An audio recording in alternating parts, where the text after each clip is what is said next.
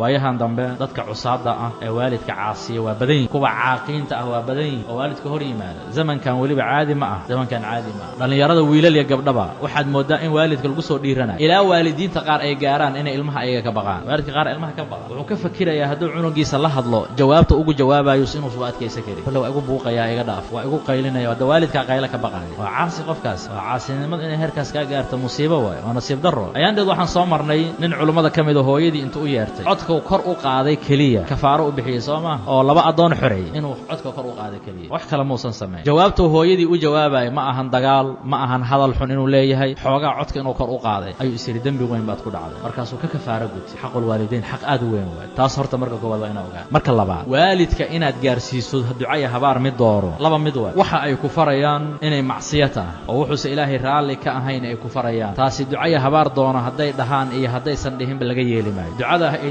habaarkay habaaramayaan soo inuu ilaahay ka ajiiba ma aha haddii ilaahay caasi ay ku faraan oo ilaahay adeecdo ilaahay ka aqbali maayo habaarka laakiin taa laftirkeeda waxa loo baahan yahay inaad si wanaagsan ugu jawaabto adoon yeelaynin ilaahay caasi hadana mar walba inaad isku daydo inaad qanciso waalidkii oo gaala ah oo mushrikiin ayaa Allah wuxuu leeyahay subhanahu wa ta'ala wa in jahadaka ala an tushrika bi ma laysa laka bihi ilmun fala tuti'huma maxaa ka dambeeyay wa saahibhuma fi dunya ma'rufa hada gaalo waayo ogow Allah wuxuu leeyahay haday labadaada waalid kugula dadaalaan inaad aniga qeyrkay caabudo oo aniga aad qeyrkay ila wadaajiso kugula dadaalaan hayeelin aka aqbalin laakiin adduunka wanaag kula saaxiib ma ku dhin ilaahay gooy ama hadal xun dheh ayagoo mushrikiina wa saahibhuma fi dunya ma'rufa asma bint abi bakr hooyadeedo mushrikadaha u timid oo diinta islaamka nacab markaasay tii rasuulka ilaahay hooyaday oo mushrikada oo diinka nacab ayaa ii timid ma xiriiriya hooyaday muxuu ugu jawaabay nabi sallallahu alayhi wasallam wuxuu yiri sili ummaki xiriiri hooyada da mushrikad waay nacab islaamka cadaalika nabi wuxuu yiri waxa min baabin awla marka laba waalid oo muslimiina waa nicmo waay in waalidka muslimiin yihiin haday marka macsiyo ku faraan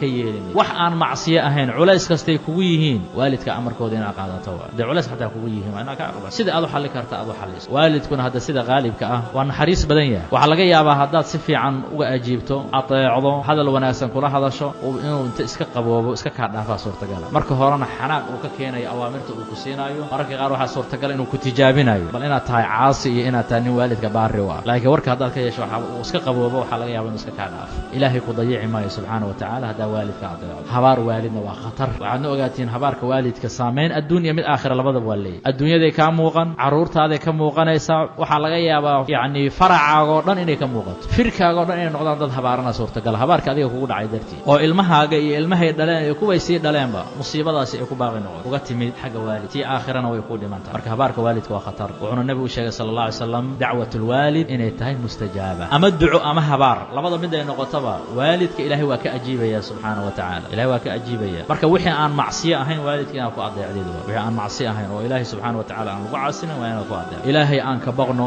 waalidka ha loo baarino waalidka ha loo baarinimo sameey waxayna kamid tahay wax sababaha jannada lagu galo birrul waalidayn uquuqul waalidayn waa kabiira min al-kabaa'ir dunuubta waa weyn kamid tahay uquuqul waalidayn waa arin aad khatar ah marka dhalinyarada dib ha isku fiiriyaan wax badan aan aragnay dhalinyaro waalidkood la murmays qaar waalidkood la dagaalamay qisooyinka dhaca waqtigan ama zamankan waad yaabaysaa oo lagaga sheegayo dadka qaar waxa lagu leeyahay hooyadiisa u gacan qaaday ka warrama nin hooyadiisa u gacan qaaday waa faajir mujrima oo ilaahay ka fogaaday waalidkiisa u gacan qaaday waxaad arkaysaa waalid ka cabanaya cunugiisa aflagaadeeyay ka warran qof waalidkiisa aflagaadeynaya oo hooyadii caynaya ama aabihii caynaya subhanallah wax khayr laga rajeeyo qofkaas wax khayr laga rajeeyo ma jiraan waa musiibo aad u weyn Allah subhanahu wa ta'ala wuxuu yiri imma yablughanna 'indaka al-kibara ahaduhuma aw kilahuma fala taqul lahumā uffin wala tanharhuma wa qul lahumā qawlan karīma hadal wanaagsan ku dhalabada warkaaga ay dhibayo ha dhihin dhalinyarada hadda joogta waxay yiraahdaan buuq badanida adiga oo iyadii wuxuu ku leeyahay horta adiga maxaa u buuqdaa ama wuxuu leeyahay adiga qaylaaba nugu dishay yaa waacido la hadlaayo waa waalidkiisa qofku saas ku dhahay waa waalidkii subhanallah ama waa gunuunucaya gunuunuc soolamaya hoos u guuxaya wuxuu akhrinaya kaala sheeg waa caasi ama faruhu taagtaagaya saas uu leeyahay faruhu u taagtaagaya waalid asigoo markaa muujinaya inuu dhibsanayo waa mid alla leeyahay wala tanharhuma taabadalkeed maxaa laga rabaa wa qul lahumā qawlan karīma labada waalid waxaad ku tiraadaan hadal wanaagsan dhah waqfid lahumā janaaha ad-dull min ar-raxma wa qul rabbi irhamhumā kamā rabbayani saghīra ilaahu labadeeda waalid u naxariiso sida ii soo barbaariyeen anigoo yar sida hadhe waa awaamir ilaahay ku siinayo subhanahu wa ta'ala بيانات فليسو والدك باري هلو نقض